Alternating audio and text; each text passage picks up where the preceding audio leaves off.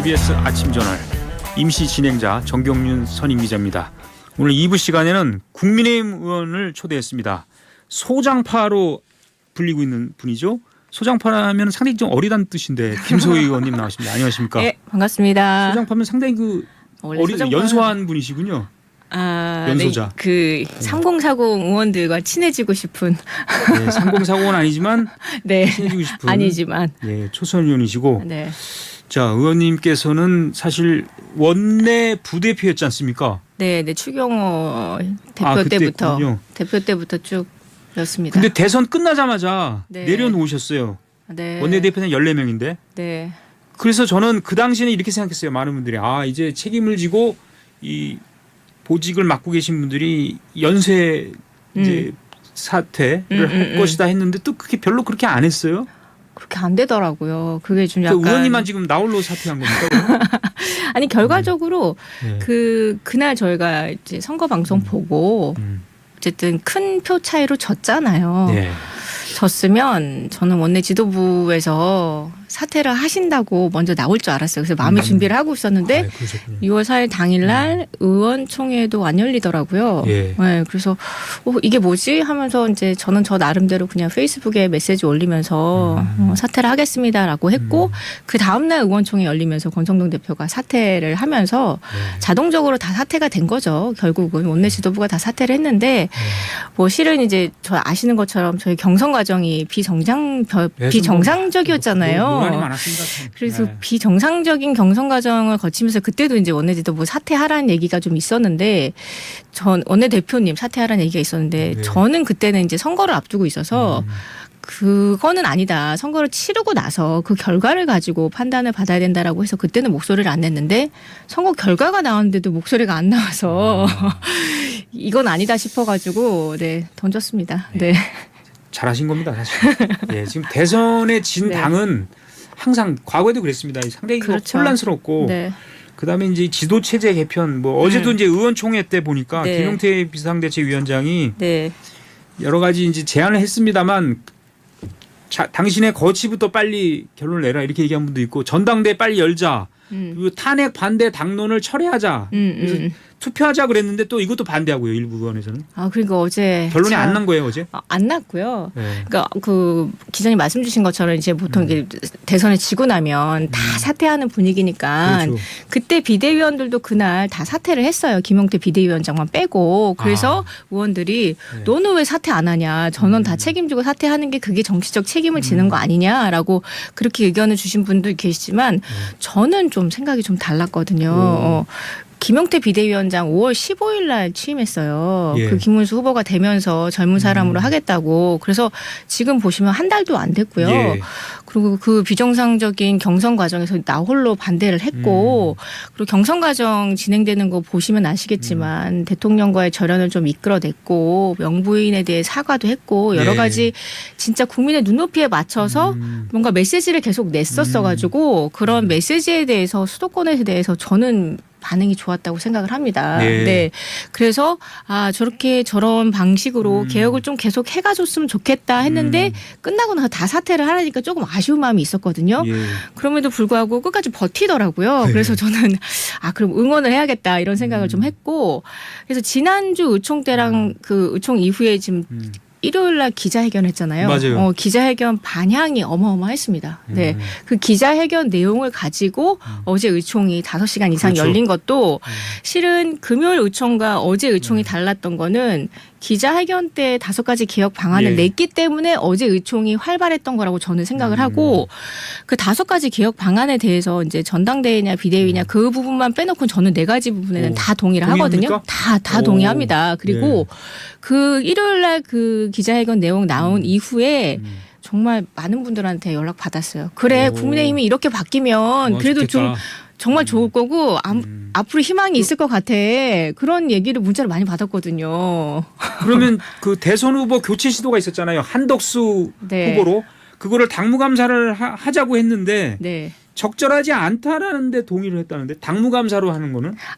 그게 그 단어가 당무감사라는 단어가 적절하지 않다. 그래서 어제 의원총회에서도 그 당무감사를 하는 거는 누구를 질책하거나 공격해가지고 누구를 뭔가 벌을 주기 위한 그런 느낌은 뉘앙스로 다가오잖아요. 근데 어제 중간에 의총에서도 김용태 비대위원장이 얘기를 하기를 자기도 그 모든 과정에 같이 있었다. 그래서 그렇죠. 과정이 어떻게 되는지 잘 알고 있지만 선거 기간 내내 정말 당원분들께서 너네 도대체 그 무슨 짓 한 거야. 굉장히 부정적으로 봤잖아요. 그러니까요. 그 부분에 대해서 솔직하게 이러했고 이런 부분에 대해서 우리가 반성을 합니다라는 그런 메시지를 내야지만 당원들도 이해를 하고 그랬구나라고 그 결과에 대한 발표를 하기 위한 거지 누구를 공격하기 위한 그거는 절대 아니었다라고 설명을 중간에 했고 그래서 이제 그런 부분에 대해서 많은 의원님들이 당무감사 그 부분은 조금 그 부정적으로 받아들이셨어요. 근데 저는 한 번쯤은 그거는 좀 정리해서 맞아요. 당원분들한테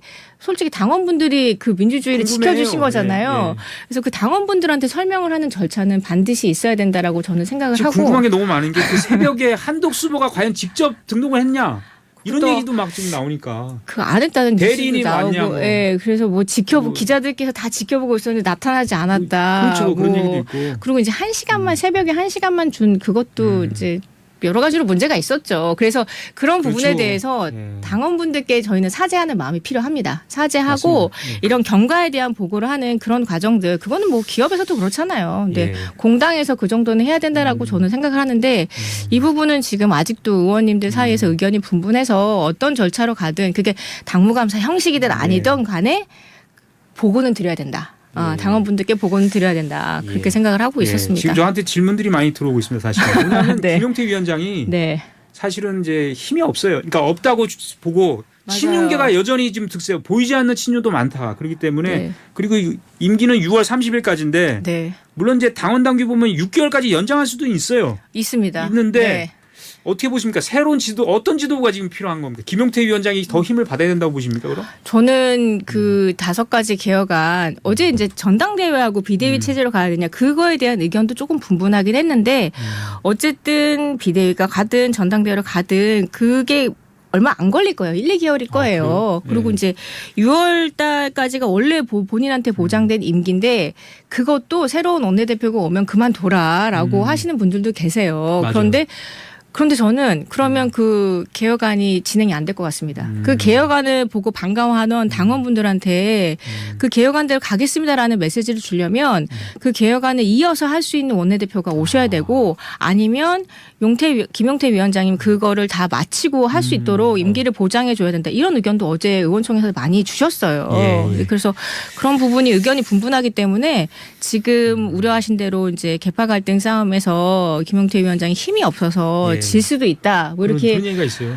그 어제 초반에는 좀 그랬는데 후반에는 또 의원들이 아니 나는 김용태 위원장이 왜 욕을 먹는지 모르겠다라고 오히려 목소리를 높이시는 의원님들도 꽤 많으셨어요. 그래서 이거를 한쪽에서 막 지고 있는 거 아니야 이렇게 걱정하실 수도 있지만 그래도 응원하는 의원님들이 꽤 많으셔서 아직 희망이 있습니다. 김용태, 김재석 이런 분들은 덩치가 크기 때문에 힘은 있어요 사실. 김재석 의원님 덩치가 크지 김용태 의원은 또 크지 않습니까? 키는 굉장히 큽니다. 큰 걸로 알고 있어요. 180 이상은 전 좋아하지 않습니다. 개인적으로. 그래서 어제 그 개혁안 중에 그 불법 그 탄핵 반대 당론 무효와 그것도 의견이 분분했거든요. 저는 근데 윤상현 의원이 강하게 반대하던데요. 그러니까 강하게 그게 뭐 이미 다 지난 일인데 왜 그걸 끄집어내냐라고 그러니까 말씀 주시는 의원도 계시는데 저는 또 중간에 또 김용태 위원장이 나와서 설명을 했는데 같은 생각이었어요. 저도 같은 생각이었던 게 우리가 이거를 매듭 짓고 가지 않으면 민주당한테 계속 공격을 당할 빌미를 주는 거 수밖에 없는 거예요. 너네 내란 정당 아니야 이렇게. 근데 우리는 그런 지점에 대해서는 우리는 계엄은 확실히 잘못됐다고 얘기를 했고 탄핵 부분에 대해서 이거는 절차상의 문제가 있어서 반대를 하실 수도 있고 찬성할 수도 있지만 우리는 계엄은 진짜 반대하고 있어라고 그런 메시지를 정확하게 주기 위한 거기 때문에 한 번은 매듭 짓고 가야 된다. 그런 취지. 네, 그런 취지라서 저도 같은 의견이거든요. 실익이 뭐가 있냐. 진작 했어야지 해야 했었다고 보면 늦었지만 해야 된다는 뜻이고 이 반대하는 분들은 이제 와서 해서 뭐하냐. 이제 그런 뜻인 것 근데 같아요. 그래도 해야 합니다. 그래도 지금 해야죠. 민주당이 거의 독주를 하고 있잖아요. 네. 뭐 여러 가지로 의석수도 그렇고 뭐 대통령까지 배출한 당이다 보니까 독주를 하고 있는 마당에 그 어제 심지어 이제 그 민주당 위원정당 해산하겠다라고 뭐 이런 메시지까지 주면 어떡하냐라는 우려까지 주신 의원님들도 계셨기 때문에 거기서 벗어나기 위해서는 우리는 이 부분에 대해서 확실하게 선을 긋고 정리를 하고 가야 됩니다. 우리 의원님께서는 첫 목회 소속이시죠? 네. 소장파 모임인데 첫 번째 목요일 날 모이나요? 그래서 목회죠 이거. 맞습니다. 여기 보니까 덩치 큰 분들이 많아요. 이재영, 김재섭 이런 분들. 아, 네. 이재영 의원. 예. 이게 원래 네. 작년 총선 패배 이후에 그 원외 당협위원장 위주로 우리 당이 이제 체질 개선을 해야 된다 하면서 했었고 그 중에서 이제 현역 의원은 저랑 김재섭 의원이 제일 먼저 들어갔고 그리고 이제 저도 제안을 좀 받았고 그리고 나중에 이제 우재준 의원이 좀 조인을 했죠. 그래서 우재준 의원이 조인하고 나서 아마도 이제 총선 이후에 패배하고 나서 그때 당이 체질 개선을 못했잖아요. 그래서 저희가 또 대선도 패배했잖아요. 예. 그래서 이제 대선 패배하고 나서 이제 첫 번째 모였던 거죠. 예, 모였는데 사실은 이제 이런 얘기도 있어요. 김문수 후보가 41% 얻었기 때문에 네. 선전했다. 뭐 이렇게 보는 시각도 있지 않습니까? 근데 그렇게 보지 않나요? 이 우리 소장파. 저희는 절대 그렇게 보지 않고요. 근거는 어떤 게 있죠? 그 여론조사를 보면 여론조사를 보면 압니다. 국민의 뭐 김문수 후보를 찍었던 이유 여러 가지 중에서 이재명이 싫어서가 더 많았습니다. 네, 결국 그거였기 때문에 그냥 보수를 사랑하는 분들께서 김문수 후보가 아니었더라도 다른 후보가 나왔더라도 다른 후보가 나왔으면 아마 더 많은 지지율을 받았을 수도 있었을 수도 있지만 어쨌든 계엄이랑 뭐 탄핵이랑 좀 연관된 후보이기도 하셨기 때문에 그거를 확실하게 매듭짓지 못하셨던 후보이기 때문에 좀 문제가 뭐 있었다라고 보고 그럼에도 불구하고 김문수 후보가 그 그간 해왔던 업적이나 그런 것들 성과를 보고 나중에 또 좋아하시게 된 분들도 있어서 복잡하지만 그 41%를 얻었던 거는 졌지만 잘 싸웠다 이런 얘기는 절대 하지 말자 우리는 이거 진짜 그리고 수도권에서 패한 지역이 지난 대선에 비해서 패한 지역이 굉장히 많다. 앞으로 우리 진짜 큰 문제다라는 지적들이 굉장히 많았습니다. 예. 네. 지금 많은 국민들이 이렇게 생각하더라고요. 국민의힘이 이번 대선 전부터 그 의원들이 일부가 이제 대선에 관심을 크게 두지 않고 질 것 같다 이렇게 생각하고 당권 경제에 몰두한 게 아니냐 이런 비판이 많거든요. 그렇기 때문에 우리 첫 목회 회의 때도 토론회 때도 우리 당의 미래는 만약에 이런 당권에만 몰두하는 이런 의원들이 있는 한 미래가 좋지 없다 이렇게 판단하십니까? 실은 그런 얘기도 많이 나왔고요. 그래서 전당대회 하지 말자는 얘기도 많이 나왔습니다. 전당대회 하면 나올 수 있는 후보가 뻔할 텐데 그 후보들이 결국은 계파 갈등으로 인해서 계파 문제로 인해서 또 그렇게 또 줄 세우는 거 아니냐. 그래서 그냥 김용태 비대위원장이 하는 것처럼 비대위로 계속 가자. 그런 얘기도 나갔었죠. 네. 의원님께서는 이 민주당이 주도하는 이제 법이 내란 특검법, 김건희 특검법, 최상병 특검법이 있는데 언론에 많이 나왔기 때문에 의원님께서는 최상병 특검법에는 찬성하신 거죠? 찬성했죠. 네, 저는 군대 간 무슨 뭐 있습니까? 아들이 이제 곧 군대를 가야 되고요. 네, 그리고 저는 그 젊은 군인이 어떤 사유로 어떻게 되는지에 대해서는 규명 진상조사는 반드시 해야 되는데 그 부분에 대해서 작년에도 그런 논의들이 이제 의원총회에서도 계속 됐는데 저는 여전히 의문이었어요. 그렇지만 어쨌든 당론으로 정해진 부분도 있긴 했지만 이제는 당론이라는 게 의미가 없는 상황이 돼버렸습니다. 지금은 그 대통령도 바뀌셨고 의석수에서도 이미 차이가 너무 많아서 저희가 여기서 107석에다가 이게 무슨 또 똘똘 뭉쳐서 뭘 할 수 있는 그런 상황도 아닌 상황에서 국민의힘이 바뀌었다 변화했다라는 모습을 보여주기 위해서는 뭔가 그냥 의원들이 소신대로 할 수 있는 부분에 대해서는 좀 자율권을 줘야 되지 않냐 이렇게 말씀 주시는 의원님들도 의원총회에서 계셨어요.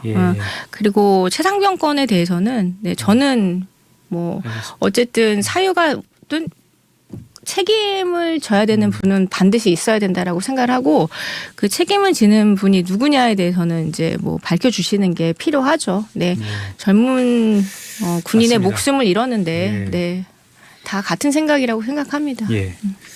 이제 새 정부 출범한 지 얼마 안 됐습니다만은 이재명 대통령이 받아온 재판들 이런 것들 이제 서울고등법원도 파기환송심 연기 결정을 했고 추후 그 기일도 지정하지 않았기 때문에 사실상 이 정부 내에서는 재판이 열리지 않을 걸로 보이고요. 그다음에 형사소송법 개정안이 있는데 이것은 이제 대통령이 받고 있는 재판들을 모두 이제 따로 미루는 그런 법안이지 않습니까? 이런 법안 처리 움직임 이런 것에 대해서는 전반적으로 어떻게 보십니까?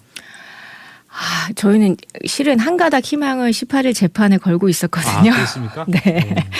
그래서 근데 이제 어쨌든 18일 예정됐던 재판도 사실상 무기한 연기된 거잖아요. 예. 근데 그때 근거도 헌법 84조의 근거였기 때문에 나머지 형사 재판 4건도 저는 연기되리라고 생각을 하는데 네. 그 부분도 근데 이제 확실하게 쐐기를 받기 위해서 민주당이 소위 말해서 이재명 재판 중지법을 하고 있는 거 아니겠습니까?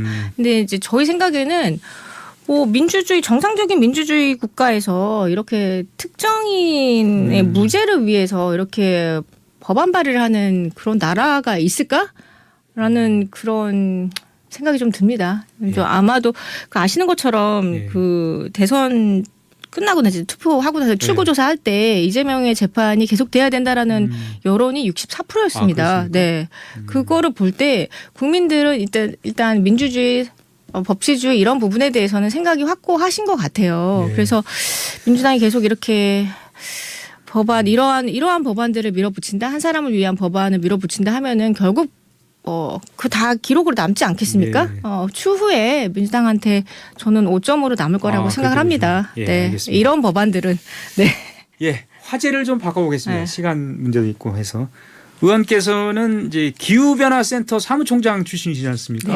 기후 문제 전문가로 잘 알고 있고 사실은 이제 저는 이게 저는 굉장히 불만스러운 게 우리나라의 가장 심각한 문제가 저출산이다. 뭐 그다음에 뭐 여러 가지 뭐 사회 갈등 문제 있지만.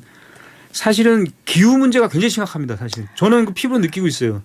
아마 전 국민들이 다 느끼고 계실걸요? 느끼는데 당장의 현실이 아니라고 생각하는 분들도 많고 그래서 이게 사람이 컨트롤할 수 없는 문제라고 생각하시는 분들이 훨씬 더 많으십니다. 그래요? 네, 이게 이상 기후를 우리가 지금 기후 변화를 막을 수 있겠어? 라고 하시는 분들도 계시는데 그럼에도 불구하고 기자님 말씀 주신 것처럼 뭐 당장 이제 폭염이 올 거고 또 큰 태풍이 오면은 꼭 경제적 피해가 있을 거잖아요. 인명 피해도 최소화해야 되고 그러다 보니까 진짜 기후 변화가 있긴 있나 보다. 우리 일상에 정말 너무 밀접하게 연관이 되니까 그래서 국민들의 인식이 굉장히 높아졌고 높아지긴 했고 지금 이제 온실가스 감축 목표량도 정하고 막 이래야 되는데 우리나라가 전 잘 모르겠습니다만 제대로 하고 있는지 모르겠어요.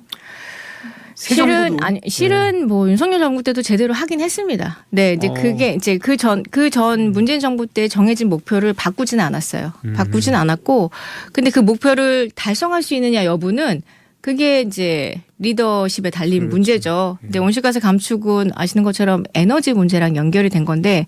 에너지가 곧 화석연료랑 연결이 되다 보니까 지금 대표적으로 미국은 화석연료 덧대겠다고 하고 있고 유럽 중에서 특히 독일 같은 나라는 재생에너지만 하다가 러시아 우크라이나 전쟁 나면서 지금 독일 국민들은 다시 원자로 캐라 이렇게 얘기하고 있는 상황이잖아요. 석탄 석유 지금 그때 러시아 우크라이나 전쟁 나면서 독일이 석탄을 60% 이상을 떼었습니다. 우리가 알기로는 재생에너지의 천국이라고 생각했지만 전쟁 때문에 그렇게 한 거예요. 어쩔 수 없이. 그러니까 이 에너지 문제가 국가의 안보랑 밀접하게 연관이 돼 있고 기자님 아시는 것처럼 저희는 97% 이상을 에너지를 수입하고 있잖아요. 그러다 보니까 좋아. 온실가스 감축을 위해서 재생에너지 필요하고 원자력도 필요한데 우리 안보도 중요해. 이렇다 보니 그 리더로서 그런 부분들을 다 고려해서 저는 결정을 해야 된다고 생각을 하고 있습니다. 그러면 이제 신재생 에너지 제3의 뭐 동력이라든지 이런 게 당장 비중을 차지하기 힘드니까 원자력도 계속 잘 활용해야 되고 그렇게 해야 된다는 말씀이죠? 저희는 가용할 수 있는 모든 포트폴리오를 석탄 빼고는 다 믹스를 가지고 해야 합니다. 그래야 경제적 피해도 덜 적고 국민들이 받아들일 수 있는 수용성. 재생에너지 좋죠. 근데 재생에너지는 우리나라가 국토가 좁다 보니까 비용이 좀 높은 건 사실이에요. 그 비용이 높으면 결국 국가가 보조를 할 수밖에 없고 그 보조금은 결국 세금으로 연결될 수밖에 수밖에 세금이 없습니다. 그래서 싼 에너지는 아니에요. 그러다 보니까 국민들이 수용하는 한에서 하는데 이 너무 전기 가격이 비싸지면 나는 기후 대응 안 할래. 그냥 우리 싸게 나는 좀 에어컨 좀 틀고 싶어. 여름에 이렇게 하면 결과적으로 기후 대응을 안 하겠다는 분들이 나오실까 봐 저는 그런 부분도 우려가 되는 거죠. 그래서 너무 한쪽으로만 밀어붙이는 거는 국민의 수용성 차원에서도 맞지 않다. 시민환경단체들은 계속 탈핵 그러면서 이제 원자력이 핵폭탄이다 이제 이런 식으로 뭐 바로 연결은 안 되지만 네, 잘못된 거라고 생각을 합니다. 예전에 양희원영 의원이나 이런 분들이 많이 얘기했는데 많이 얘기했죠. 그래서 그 지점에 대해서는 확실하게 달랐습니다. 네, 그렇다고 저희가 지금 원자력 없이는 살 수 없고요. 네, 맞아요. 한수원 직원이 제 친구인데 좀 안 건드렸으면 좋겠다 뭐 이런 얘기하는 원자력과 핵이라고 단어를 쓰는 것 자체는 좀 다릅니다. 원자력 문제는 그 안전성과 그 다음에 폐기물 처리 문제에 있어서 그거를 좀 국가가 어떻게 안전하게 폐기물. 국민들한테 안전하게 원자력을 쓸 수 있고 그 폐기물 처리를 어떻게 안전하게 처리할 것인가 이 부분에 대해서 확신을 주는 게 중요한 거지. 바다에 다 버리면 안 됩니까? 몰라서 물어보는 안 됩니다. 그거 이중 처리하고 이제 위치 선정해가지고 해야 되는 그래도 뭐 핀란드나 뭐 유럽 중에서는 잘 처리한 국가들이 있어서 그 사례를 배우고 우리는 그 지역 주민들이 또 들고 일어나요 또 뭐.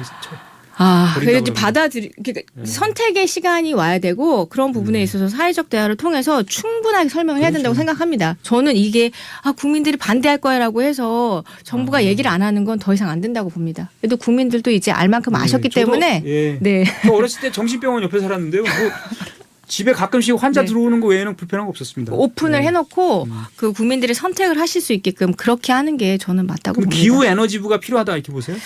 저는 그 부분에 대해서는 조금 민주당에서 얘기해서 반대하시는 그런 뜻은 아니죠. 그런 뜻은 아니고요. 그 예전에 영국 정부가 한번 그걸 트라이했는데 다시 그냥 에너지부로 왔어요. 근데 이제 그러니까 그게 가지고 있는 한계가 있다라는 거 분명히 드러낸 거고 그 민주당이 기후 에너지부로 하겠다는 건 기후 파트하고 에너지 파트를 합쳐서 재생에너지를 좀 더 밀어보겠다라는 그런 얘기인데 에너지가 그것만 연결된 건 아니거든요. 에너지는 결국 공장을 돌리는 산업이고요. 산업이랑 경제랑 연결되기 때문에 그렇게 단순하게 기후 대응을 하기 위해서 기후 에너지부 하는 건 너무 단순하고 지금의 산업통상자원부가 좀 더 정신을 차려서 기후 대응에 관련돼 가지고 산업 활성화, 저탄소 에너지로 전환하게끔 그렇게 바뀌는 게 더 유도해야 돼 기업들한테. 그게 더 맞다고 저탄소 봅니다. 안 하면 니네 물건 못 만들어 뭐라든지. 앞으로 저탄소로 가야지만 저희가 지금의 경제 규모를 유지할 수 있는 상황이 되니까 그런 방향으로 가게끔만 하면 될 것 같습니다. 근데 그거를 굳이 이름을 안 바꾼다고 그렇게 안 갈 것 같지는 않고요. 지금 산업부에 있는 관계자들 얘기 다 들어봐도 다 공감하고 있습니다. 네. 알겠습니다. 시간이 많이 흘러서요. 홍준표 전 시장이 유튜브 채널에 뭐라고 얘기했냐면 신당 창당이 필요한 거 아니냐 그랬더니 그래요. 그러니까 알겠다고 대답한 건 신당 가능성이 있는 겁니까? 그거는 해석하기 나름이신 것 같습니다. 그냥 답하신 것도 있고요. 네, 근데 그러실 것 같지는 않습니다. 신당할 것 같지 않습니까? 네. 뭐 헌당을 합니까? 좀 지켜봐야죠. 네, 뭐 또 명확한 답변은 아니다 이렇게 보시는 거예요. 네, 저는 그렇게 생각합니다. 알겠습니다. 네, 근데 뭐 앞으로 어떤 일이 벌어질지는 잘 모르겠습니다. 저희가 국민의힘이 개혁을 잘한다면 굳이 신당을 창당해야 될까요? 네, 네. 그렇죠. 정치는 이제 동물도 아니고 생물. 네, 맞습니다. 생물입니다. 오늘 여기까지 해야 되겠습니다. 국민의힘의 소장파입니다. 감사합니다. 고맙습니다. 네, 감사합니다.